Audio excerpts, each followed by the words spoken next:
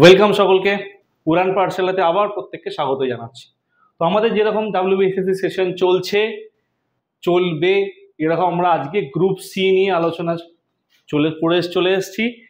আলোচনার পার্ট হচ্ছে general knowledge, যেখানে আমরা 15টা কোশ্চেন দিয়ে জিকের স্পেসিফিক্যাল ইম্পর্টেন্ট কোশ্চেন যে মডেল সেটগুলো আমরা আলোচনা করি উইথ এক্সপ্লানেশন, সেটা আমরা শুরু করব। তো টাইম নষ্ট না করে ফার্স্ট কোশ্চেন আমরা চলে যাব। তো এখানে সেকশন 1 যেটা তোমরা জানো 15টা কোশ্চেন থাকবে, এবং এখানে ফার্স্ট কোশ্চেন কি দেখছি, রুপি চিহ্নটা কোন বছর সরকারিভাবে গৃহীত হয়? রুপি বলতে আমি সিম্বলটাকে দেখাচ্ছি, ঠিক আছে? রুপি সিম্বল হচ্ছে এইরকম, দ্যাট ইজ দেবনাগরী হরফ। রুপি সিম্বল কোন বছর সরকারিভাবে গৃহীত হয়? তার আগে একটা জিনিস আমাকে বুঝতে হবে, সেটা কি? সালটা হচ্ছে 2010 সাল, ঠিক আছে? এবার 2010 সাল এখানে একটাই আছে, অ্যান্সার কিন্তু আমরা পেয়ে গেলাম 2010-এর 15ই জুলাই। এই 2010 সালে রুপি সিম্বলটা গৃহীত হয়। এর জন্য ভারত সরকার থেকে একটা প্রকল্প আনা হয়েছিল, প্রকল্প মানে একটা ইনিশিয়েটিভ নেওয়া হয়েছিল ফেব্রুয়ারি মাসে, যে 2010 ফেব্রুয়ারিতে যে ভারতের নতুন রুপি সিম্বলাইজ করা হবে। তো একটা লোগো টাইপের, বা যেটাকে আমরা লোগো বা একটা ডেজিগনেশন বলতে পারি, সেরকম একটা সিম্বলাইজ করা হবে। বিভিন্ন অ্যাপ্লিকেশন সবাই জমা দিতে পারে, সেখানে 1200+ অ্যাপ্লিকেশন জমা পড়েছিল। তার মধ্যে যার অ্যাপ্লিকেশন সিলেক্ট হয়েছিল সেই ছিল বম্বে আইআইটির একটি স্টুডেন্ট। তখন তার নাম ছিল কি? উদয় কুমার। তার নাম হচ্ছে কি? উদয় কুমার। এই উদয় কুমার এই সিম্বলটাকে ডিজাইন করেছিল এবং তার সিম্বলটাকে অ্যাকসেপ্ট হয়েছে 2010-15 জুলাই। তাহলে অ্যান্সার আমরা পেয়ে গেলাম রুপি সিম্বলটা, ঠিক আছে? দেখবে আমাদের কারেন্সির মধ্যে, নোটসের মধ্যে রুপি যে সিম্বলটা থাকে, এর আগে ভারতের কোনো টাকার কিন্তু কোনো সিম্বলাইজ ফরম্যাট ছিল না।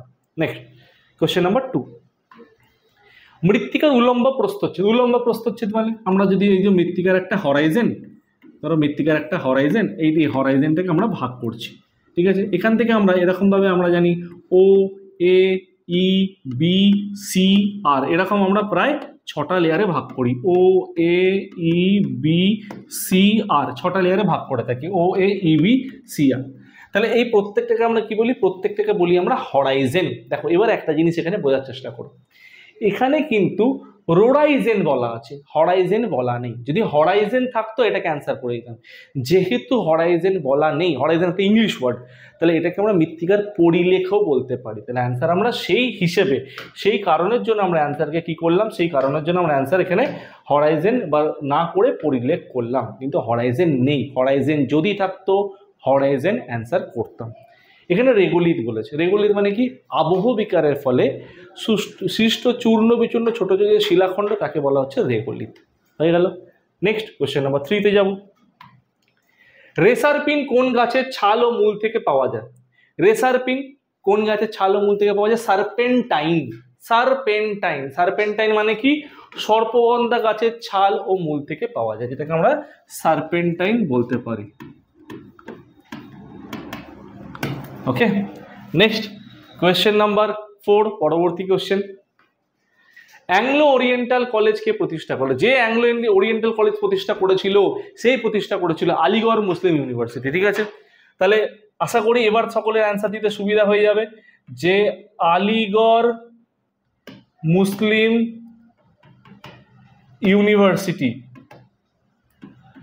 যিনি প্রতিষ্ঠা করেছিলেন, তিনি হচ্ছে অ্যাংলো ওরিয়েন্টাল কলেজ প্রতিষ্ঠা করেছিলেন, যিনি হচ্ছে সৈয়দ আহমেদ খান। ওকে, নেক্সট কোশ্চেন নাম্বার 5, জালিয়ানওয়ালাবাগের হত্যাকাণ্ড 1919 সালের কত তারিখ হয়? জালিয়ানওয়ালাবাগের ম্যাসাকার কত সালে হয়েছিল? ডেঞ্জার একটা জিনিস, যেখানে জেনারেল ও ডায়ার ছিল, মাইকেল ও ডায়ার, যেটাকে বলা হয় জেনারেল ও ডায়ার, ওখানকার ছিল। সাধারণ মানুষদের একটা শান্তিপূর্ণ প্রতিবাদের এগেনস্টে অর্ডার দিয়ে যায়, জেনারেল ও ডায়ার অর্ডার দেয় যে সবাইকে শ্যুট করে দেওয়া হয়। পরবর্তীকালে যেন উধম সিং এর রিভেঞ্জ নিয়েছিল, ব্রিটিশ ওদের ডমিনিয়নে গিয়ে, পার্লামেন্টে গিয়ে রিভেঞ্জ নিয়েছিল। একটা পার্টিতে ছিল ওটাকে ডেকে শ্যুট করেছিল, নিয়ে ভিকি কৌশল মুভিও হয়েছে, ভিকি কৌশল তার রোল ক্যারেক্টার প্লে করেছে উধম সিংয়ের। বলছে কত তারিখে হয়েছিল, তারিখ জিজ্ঞেস করছে, দ্যাট ইজ 13 এপ্রিল। তো জালিয়ানওয়ালাবাগের হত্যাকাণ্ড বুঝলাম। এই জালিয়ানওয়ালাবাগের যখন হত্যাকাণ্ড হচ্ছে তখন ভগৎ সিংয়ের বয়স 11 বছর। ভগৎ সিং তখন অমৃতসরের ঘুরে বেড়াচ্ছে, মানে কি অমৃতসরে তার আদি বাসস্থান ছিল, অমৃতসরে সে ব্যক্তিগত কাজে সেখানে বেরিয়েছিল।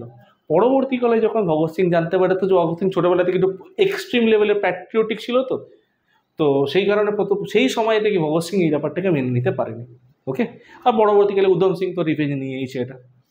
নেক্সট কোশ্চেন নাম্বার 6, বিধান পরিষদের সদস্য হতে গেলে প্রার্থীকে কমপক্ষে কত বছর বয়স হতে হবে? এখানটা বোঝো একটু। দেখো, আমরা যদি বলি বিধান পরিষদের সদস্য দুটো হয়, রাজ্য আইনসভার ক্ষেত্রে দুটো কক্ষ হয়ে থাকে। আমরা এত কিছু লিখছি না, সিম্পল পুরোটা আলোচনা করছি।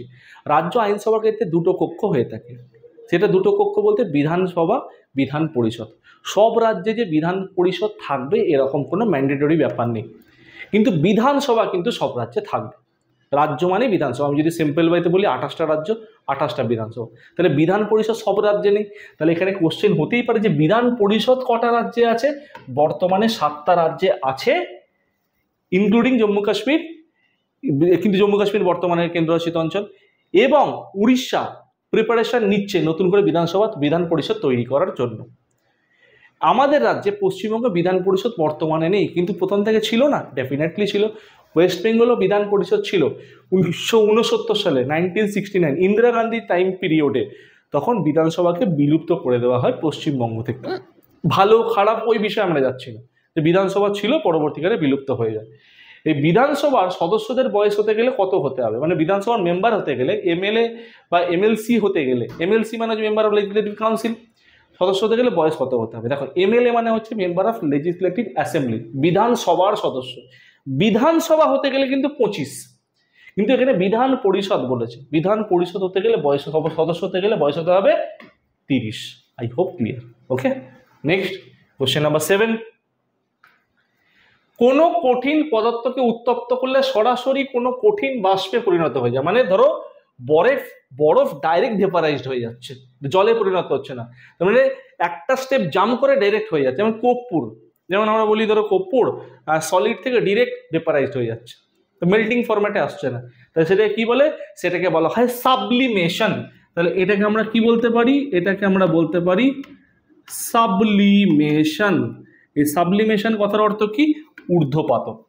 ওকে, নেক্সট কোশ্চেন নাম্বার 8, ব্রেইল লেখা হয় কয়টি বিন্দু দিয়ে?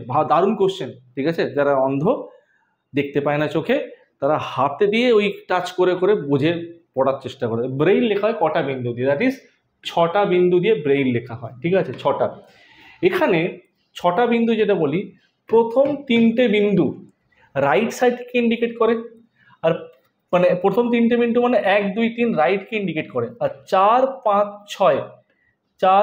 6 লেফটকে ইন্ডিকেট করে, ঠিক আছে? তো ব্রেইলের মাধ্যমে কিন্তু তারা এই টাচ করে বুঝতে পারে রাইট আর লেফট। 1 2 3 রাইটের জন্য, 4 5 6 লেফটের জন্য। যদি আমরা কোনোদিন ইউজ করিনি, আমরা জানি না, কিন্তু ফরম্যাটটাই বললো। নেক্সট, দিল্লির কেন্দ্রীয় আইনসভায় বোমা নিক্ষেপ ভগৎ সিং এর সঙ্গী কে ছিলেন? দিল্লি ও কেন্দ্রীয় আইনসভায় বোমা নিক্ষেপ হয়েছিল 1929 সালে, যেই বছর লাহোর কংগ্রেস অধিবেশন দেখা গেছিল, সেই বছরই 1929 সালে এখানে বোমা নিক্ষেপ হয়েছিল 1929-এ দিল্লির অ্যাসেম্বলি হলে। ভগৎ সিং এর সঙ্গে যিনি ছিলেন, তিনি ভগৎ সিং এর খুব ক্লোজ, তার বন্ধুর মতো ছিল, সহপাঠীর মতো ছিল, that is Batukeshwar Dutt. Okay, next question number 10, Azad Hind ফৌজের নেতৃত্ব নেতাজির হাতে কে তুলে দিয়েছিল? আজাদ হিন্দ ফৌজ মানেই হচ্ছে রাসবিহারী বসু, ঠিক আছে? যদি এর পিছনে ক্যাপ্টেন মোহন সিং এর অনেক ভূমিকা ছিল। রাসবিহারী বসু 1943 সালে, কত সাল? নেতাজির হাতে দায়িত্ব তুলে দিয়েছিল কত সালে? 1943 দায়িত্ব তুলে দিয়েছিল। কে তুলে দিয়েছিল? That is Rashbehari Basu. রাসবিহারী বোস দায়িত্ব তুলে দিয়েছিল। Okay, next question number 11, the last supper বা অন্তিম ভোজ চিত্রটি কার আঁকা? আমরা জানি মোনালিসা পৃথিবীর সব থেকে জনপ্রিয় ছবি, যেটা লিওনার্দো দা ভিঞ্চির আঁকা। আরেকটা ছবি হচ্ছে Leonardo da Vinci, that is Last Supper. সেটাও হচ্ছে লিওনার্দো দা ভিঞ্চির দ্বিতীয় বিখ্যাত ছবি, দ্যাট ইজ ড্রং, মানে একটা দেয়ালে পেন্টিং যেটা অনেকে মিলে বসে খাচ্ছে, দ্যাট ইজ লিওনার্দো দা ভিঞ্চির এটা ছবি। Next question number 12, Indian mirror পত্রিকার সম্পাদক কে ছিলেন? মানে দারুণ কোশ্চেন এটা, ঠিক আছে? ইন্ডিয়ান মিরর পত্রিকার সম্পাদক কে ছিলেন? সম্পাদক, ফাউন্ডার কিন্তু নয়, সম্পাদক। যদি প্রতিষ্ঠাতা বলতো অ্যান্সার সঙ্গে সঙ্গে হয়ে যেত কে? দীনেন্দ্রনাথ ঠাকুর, ঠিক আছে? দীনেন্দ্রনাথ ঠাকুর হয়ে যেত প্রতিষ্ঠাতা বললে, সেটা কিন্তু বস বলেনি, এডিটার জিজ্ঞেস করেছে, সম্পাদক জিজ্ঞেস করে। তাহলে দীনেন্দ্রনাথ ঠাকুর যেটা প্রতিষ্ঠা করেছিল তার সম্পাদক ছিল হচ্ছে কেশবচন্দ্র সেন। ঠিক আছে, এডিটর ছিল হচ্ছে কেশবচন্দ্র সেন। তাহলে আমরা এর আগে একটা সেটে রেখেছিলাম, দেখবে তোমরা 5 নম্বর সেটে কি 4 নম্বর সেটে আমরা আলোচনা করেছিলাম যে কেশবচন্দ্র সেন যেরকম এডিটর আর ফাউন্ডার, তেমনি এডিটর ফাউন্ডারের মধ্যে কিন্তু এরকম মাঝে মধ্যে ক্লোজনেস দেখা যায়, যে প্রতিষ্ঠাতা সম্পাদক, এটা একটু খেয়াল রাখবে। তাহলে এটার অ্যান্সার হচ্ছে কেশবচন্দ্র সেন। কোশ্চেন নাম্বার 13, মায়ের দেওয়া মোটা কাপড় মাথায় তুলে নিয়ে রে ভাই কোন চরণ কবি গাইতেন? যিনি গিয়েছেন, এখানে এখানে অপশন, এই অপশন এখানে ভুল আছে, ঠিক আছে, তোমরা দেখতে পাচ্ছ 4টে অপশন যেটা দেওয়া আছে, এইটা এই কোশ্চেনের অপশন নয়, এটা বাই মিস্টেক, ঠিক আছে। তো এটা অপশন ভুল আছে, এর অ্যান্সার কেউ আমি বলে দিচ্ছি, ঠিক আছে।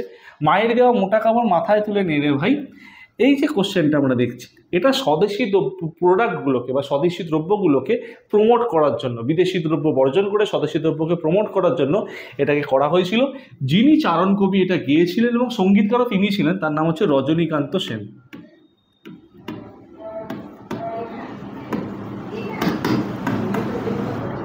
রজনীকান্ত সেন।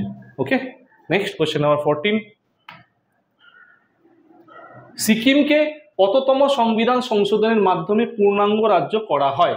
আচ্ছা, এখানে 13 কোশ্চেন, 13-এর পর আমাদের 15, ঠিক আছে, এটা আমাদের টিমের পক্ষ থেকে মিস্টেক্স হয়ে গেছে। 13-এর পর 15 আমরা দেখছি, তো আমরা ঠিক আছে সলভ করে নিই। সিকিমকে কততম সংবিধান সংশোধনের মাধ্যমে পূর্ণাঙ্গ রাজ্য করা হয়? সিকিমকে কততম সংবিধান সংশোধন, দ্যাট ইজ সিকিম ভারতের পূর্ণাঙ্গ রাজ্য হিসেবে যুক্ত হয় কবে? 1975 সালে, 1975 সিকিম ভারতের পূর্ণাঙ্গ রাজ্য হিসেবে যুক্ত হয়। ওকে, কততম সংবিধান সংশোধন? 36th অ্যামেন্ডমেন্ট অ্যাক্ট, 36তম অ্যামেন্ডমেন্ট অ্যাক্ট বা 36তম সংবিধান সংশোধনীর মাধ্যমে সিকিম পূর্ণাঙ্গ রাজ্য হিসেবে যুক্ত হয়।